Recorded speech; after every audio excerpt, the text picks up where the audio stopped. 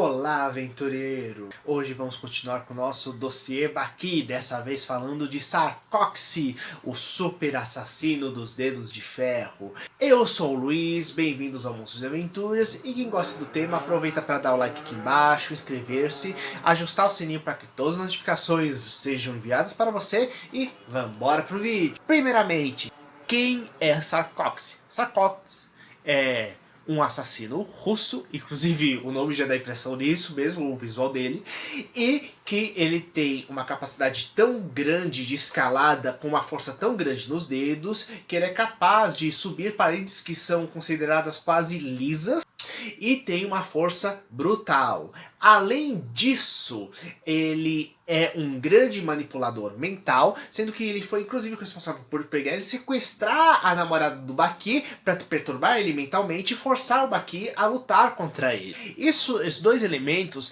já nos dão uma base bem interessante de quais habilidades ele tem, tanto físicas quanto mentais, ajudando a definir um pouco esse lutador. E primeiramente, uma coisa muito importante, a gente vê que ele tem um alto treinamento envolvendo alpinismo, só que é uma coisa bem acima do normal. E lembrando que além dos próprios dedos terem que ser fortes, tanto da musculatura quanto dos ossos, temos que pensar que toda a musculatura da parte superior dele tem que ser estruturada, capaz de pegar e suportar isso, inclusive na parte das pernas no geral, para conseguir dar suporte durante as escaladas dele. Então podemos pensar que ele tem todo um treinamento físico de um alpinista, só que bem desenvolvido. E quando a gente pega e extrapola isso, a gente tem que lembrar o seguinte: quando você desenvolve habilidades para você pegar e ir no alpinismo, inclusive vou botar depois um artigo científico aqui para vocês darem uma olhada bem interessante, você tem que desenvolver uma capacidade de lidar tanto com o alto frio quanto com o baixo oxigênio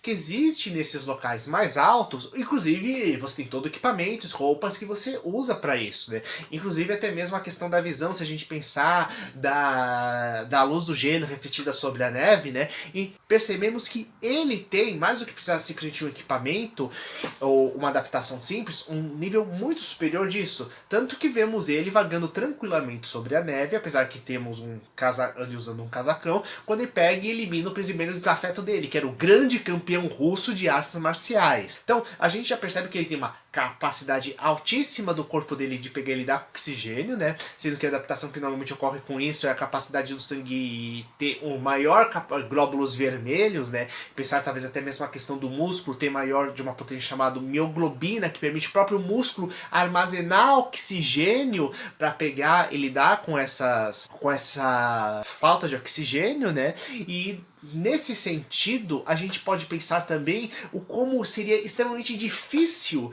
conseguir bloquear ele com golpes tradicionais de asfixia, como o tradicional mata-leão ou outros golpes asfixiantes, justamente pela alta capacidade do corpo dele lidar com faltas de oxigênio e talvez até mesmo uma resistência muito maior à atividade física do que uma pessoa normal. Além disso, resistência à variação de temperatura também aguentando baixíssimas temperaturas. E além disso, temos que lembrar uma coisa: a maioria dos golpes de imobilização, eles normalmente envolvem pegar e bloquear as grandes articulações do corpo humano, das pernas e braços, sendo que o ponto base dele é justamente as pequenas articulações, os dedos. Então ele não seria parado pelas maiorias técnicas que pegam e fazem a mobilização tradicional. Então ele é basicamente quase o cara imobilizável. E se percebemos alguém assim, que quando você pega e soma justamente isso ao fato de que eu quero conhecer alguém capaz de me derrotar, pense, ele é alguém que simplesmente não pode ser bloqueado ou paralisado normalmente. Então, como você pega e consegue convencer a pessoa de que ela foi derrotada, se teoricamente ela nunca pode ser teoricamente parada? Além disso, temos a questão psicológica dele. Afinal, a questão de observar e analisar qual a maior fraqueza do adversário e jogar aquilo na cara para jogar um trauma emocional nele. E pode parecer um pouco besteira isso, que temos que lembrar uma coisa: todos os lutadores, sem exceção de Baki, todos aqueles grandes, eles têm alguma técnica para manipular o emocional do adversário, né? Tanto que a gente sabe que justamente uma das principais fraquezas do... quando tem a luta contra o Mohamed Ali, é que ele não existe justamente... ele tem justamente a dificuldade desse controle emocional interno dele, né? Então, retornando agora pro Cicax mesmo, então, essa capacidade de alto poder de manipular o adversário, juntando a uma capacidade de não ser controlável. Então, como você derrota ele? Essa é a grande pergunta.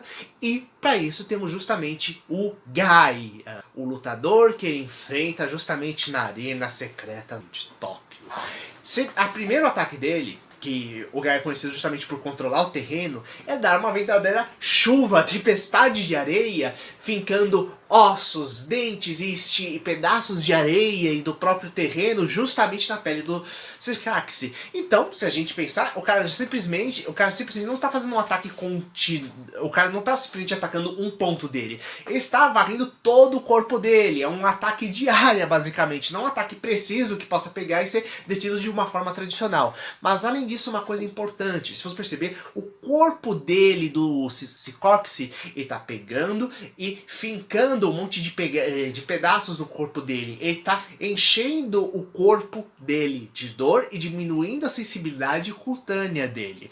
E o que acontece? Quando você pega... lembrando que ele também está pegando o rosto do coitado. Então se a gente pensar na sensibilidade como os sentidos dele estão sendo diminuídos no processo, você tem uma segunda etapa que quando ele começa a pegar e causar uma grande nuvem de poeira para se disfarçar no meio, ele não está apenas se pintando o Gaia de terra, de areia, para pegar e ser confundido com o terreno no meio de uma nuvem de areia.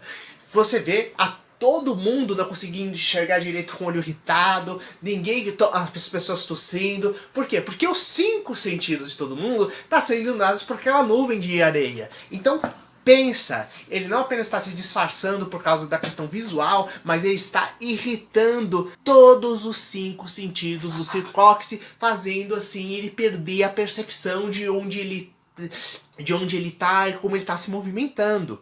Então, quando ele faz isso, ele quase que enclausura o Cicax dentro do próprio corpo, sem conseguir saber aonde ele está atingindo, como ele está atingindo o adversário.